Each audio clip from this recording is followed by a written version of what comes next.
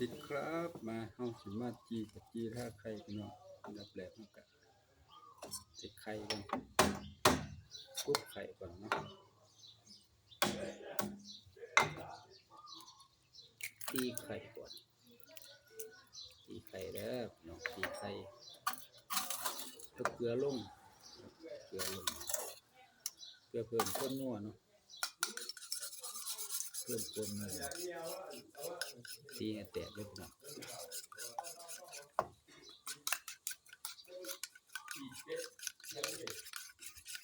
ตีไข่ให้แตกก่อน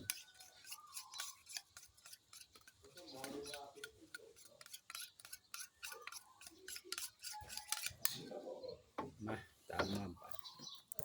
จะมาจีกันสดจีผ้าไข่ไฟพร้อมแล้วพี่น้อง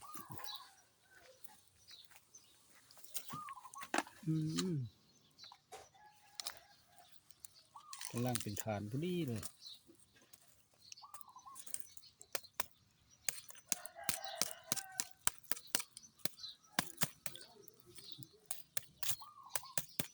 เด็กการเลยน้องเอ๋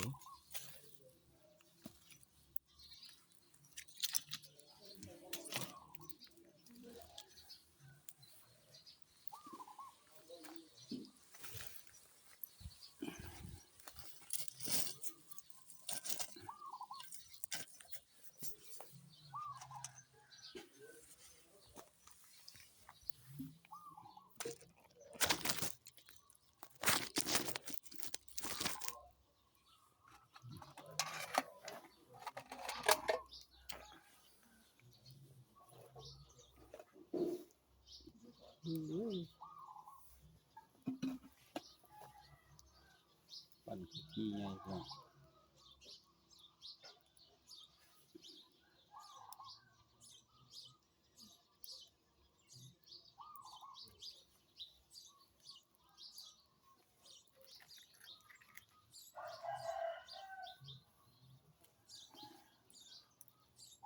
หน้าหนาวเศร้า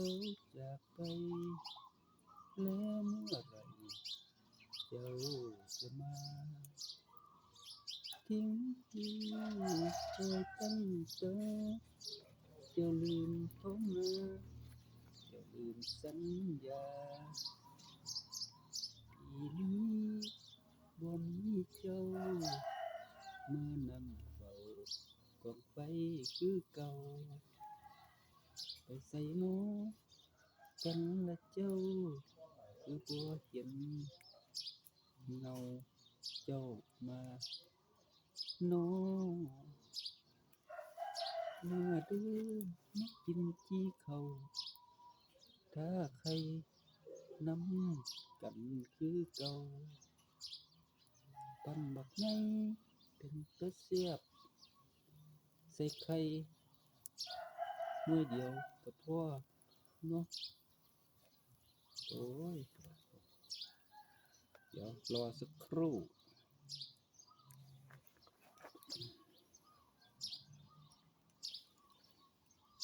โอ้คือควรดีเลยไฟควรคักขนาด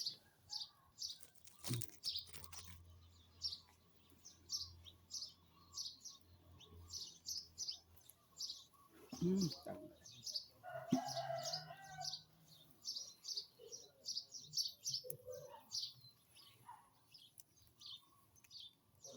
ทานบุคัดเลยเนาะทานบดีเป็นเลย